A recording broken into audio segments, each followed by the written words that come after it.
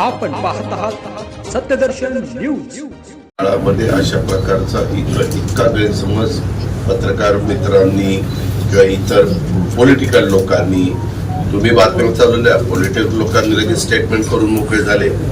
मी स्वतः अक्कलकोटच्या आमदारांशी संपर्क साधला, मी त्यांना विचारलं खरं काय झालं ते मला सांग।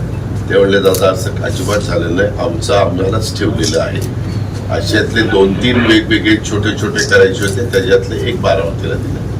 आपल्या सोलापूरला कुठलाही धक्का लागला नाही असं स्वतः मग एकदा मी आता परवा पंतप्रधान आलेले होते, परवा म्हणजे 19 तारखेला, त्यावेळेस मी आमदार साहेब देवेंद्र फडणवीस आम्ही सगळे तिथं होतो, तेव्हाही हा विषय निघाला।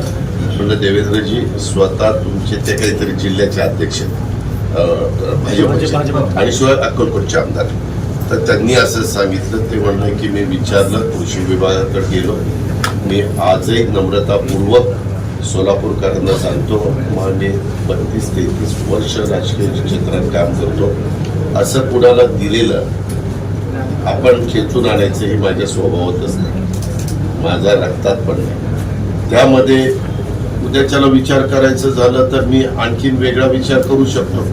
आज वित्त विभाग माझ्याकडे आहे, हे इकडच्या ज्यांच्याकरता मंजूर केलं ते त्यांच्याकरता ठेवूनच बाकीच्या पण गोष्टी, आता कितीतरी अशा प्रकारच्या घटना घडत असतात, दुसरीकडे पण नवीन गोष्ट आपण करू शकतो। त्याच्यावर तसं काही झालेलं नाही हे मला स्पष्टपणे आता माझ्या सोलापूर जिल्ह्यातल्या पण आमदारांनी, मी मुंबईत असताना मला सोमवारी याला बोलून घ्या रे, अनुप कुमारकडेच आहे,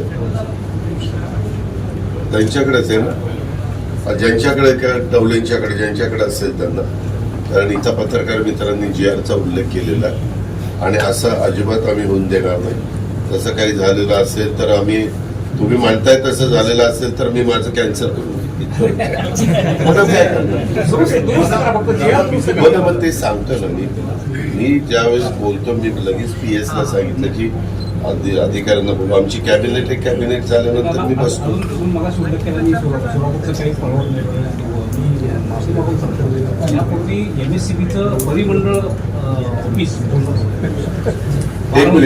एक मिनिट ते सोलापूरचं नव्हतं, 1 मिनिट अजिबात नाही, ते सोलापूर, पुणे आणि सातारा, ऐका तरी साहेब, 3 जिल्ह्याच्या करता होतं।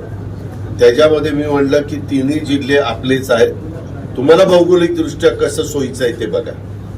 भौगोलिक दृष्ट्या कसं सोयीचं आहे म्हटल्यानंतर त्यांनी तो नकाशा घेतला, बारामती पासून सोलापूर, बारामती पासून सातारा आणि बारामती पासून पुणे, म्हणजे पुणे शहरापर्यंत, पुणे शहराच्या पलीकडे ते वेगळं परिमंडळ आहे पुणे शहरापुढे, पुणे शहर आणि जुन्नरखेड, आंबेगाव, मावळ, मुळशी वगैरे असं करून तो तिथं मध्ये आला।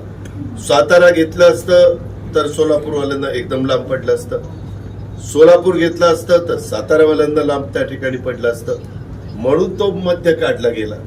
असं राहू तुम्ही उगीच माझ्या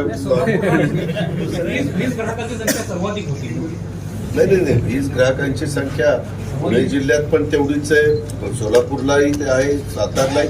कारण काय झालं, हे 3ही बागायती क्षेत्र आहे, धरणाचे एरिया आहे, म्हणजे सगळ्यात जास्त धरणं तर पुणे जिल्ह्यात आहे, सगळ्यात जास्त धरणं पुणे जिल्ह्यात आहे म्हटल्यानंतर क्षेत्र कसं पुणे जिल्ह्याचं कमी असू शकतं।